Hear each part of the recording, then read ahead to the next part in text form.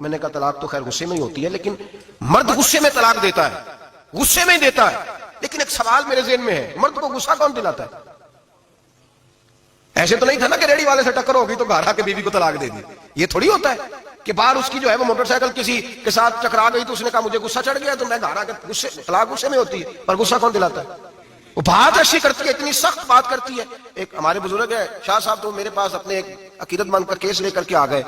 مجھے آ کہنے لگے ان کی بات سنیں۔ میں نے کہا یار تھے 6 بچے، اور آپ یقین کریں میری آنکھوں میں آنسو ان بچوں کو دیکھ، اتنے خوبصورت بچے۔ تو میں نے کہا کہ کیوں تو نے طلاق دی؟ کہنے لگا اس نے کوئی 1 دفعہ نہیں 100 دفعہ مانگی ہے، اور کل تو اس نے جملہ اس طرح کا، جب طلاق ہوئی تو اس دن اس نے جملہ اتنا سے، اس نے مجھے کہا اگر باپ کا ہے تو دے طلاق۔ اب لوگ بھی 100 کھڑے تھے تو میری غیرت کا مسئلہ بن گیا، تو اشتعال کون دلاتا ہے؟ اب سنیں ترمذی کی حدیث، میرے نبی کریم سید عالم صلی اللہ علیہ وسلم نے فرمایا 500 سال لگیں گے جنت میں جانے میں۔ اتنی دور بندہ ہوگا کہ 500 سال کا سفر ہے،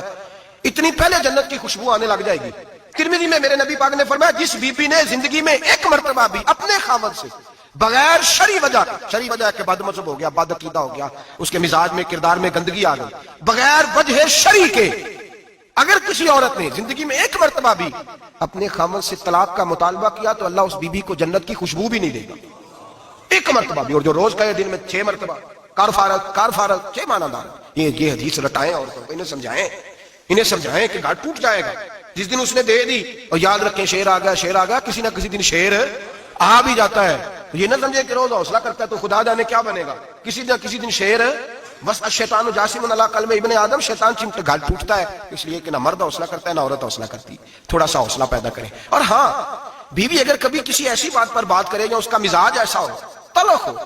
صبر کریں، حوصلہ کریں۔ میرے نبی پاک علیہ السلام نے فرمایا بغض نہ رکھے، حوصلہ کریں، مرد کو حکم ہے حوصلہ کریں، دلیری پیدا کریں۔ ہاں اس کی ایسی بدتمیزی، ایسی گستاخی جو حقوق و فرائض کے معاملے ہو، ماں باپ کے حق میں ہو، کوئی ایسے مسائل ہو مقدس لوگوں کے حق میں ہو، تو پھر اس کو، وہ تو ایک صحابی کی بیوی نے حضور علیہ السلام کے بارے میں نازیبا کلمات کہے تھے تو انہیں قتل ہی کر دیا، تو قتل ہی کر دیا،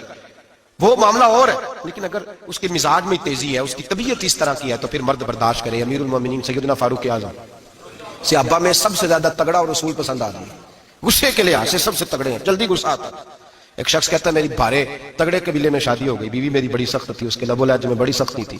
وہ قبیلہ بڑا مالدار تھا تو میں بات نہیں کرتا تھا۔ ایک دن میری بیوی نے بڑے سخت جملے کہے تو میں جناب عمر کے پاس آ گیا۔ توجہ ہے آپ دوستوں کی؟ کہتے ہیں حضرت عمر کے پاس آیا تو میں نے دروازے پہ دستک دی، بیوی کی شکایت کرنے آیا کہ ذرا مہربانی کریں، تو کہتے ہیں جناب عمر اندر سے اٹھے تو ان کی زوجہ بولنے لگی، کہنے لگی بس آ گیا آپ کو کوئی بلانے والا؟ ابھی 5 منٹ نہیں ہوئے تھے آپ کو آئے، سارا دن آپ مسجد میں رہتے ہیں، ساری رات آپ چہرے پہ نقاب ڈال کے گلیوں میں گھومتے ہیں، اتنی ڈیوٹی آپ کرتے ہیں، گھر یہ میرا اکیلی کا ہے، بچے میری تنہا کے، آپ کو کچھ خیال ہونا چاہیے، کچھ توجہ کریں۔ وہ شخص کہتے ہیں وہ بی بی بولتی رہی اور جناب عمر ہنستے رہے، اور ان کی مسکراہٹ بھی میں سن رہا تھا۔ جب آپ بہت زیادہ مسکرائے نا تو وہ بھی مسکرانے لگی، زوجہ بھی مسکرانے لگی اور کہنے لگی اب کیا کہتے ہو؟ تو جناب عمر کہنے لگے کیا یہ رہا ہوں کہ اگر تیری بات ختم ہو گئی ہے تو میں جاؤں، اور اگر ہے تو میں کھڑا ہوتا ہوں، سنا لے کوئی اور بھی ہے تو۔ یہ بات کہہ کے باہر آئے نا جناب سیدنا عمر فاروق، تو وہ شخص کھڑا تھا، آپ نے فرمایا کیسے آئے ہو؟ کہنے لگا حضرت جی میری اڈی تو نہیں ڈاڈی، میں تو آیا تھا اپنی بات کرنے، تو یہ تو لفظ زیادہ سخت ہے، وہ اتنی سخت نہیں ہے جتنی یہ ہے، تو ذرا قبیلہ سخت ہے تو میں شکایت کرنے آیا تھا، تو یہ تو آپ کا معاملہ بھی اسی طرح کا ہے۔ جناب عمر کا جو جواب ہے بڑا قیمتی ہے،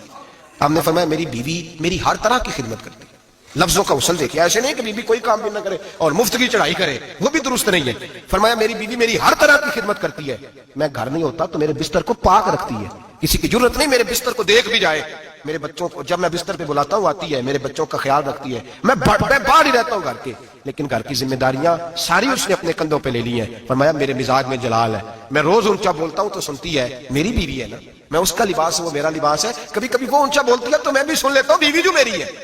میری بیوی ہے نا۔ ایک جملہ میرے اعلیٰ حضرت کا ہے اور اعلیٰ جملہ ہے، اگر آپ کی سمجھ میں آ گیا تو ٹھیک، ورنہ وضاحت ہو نہیں سکتی، جگہ ایسی ہے کہ وضاحت نہیں ہو سکتی۔ اعلیٰ حضرت فرماتے ہیں جب میاں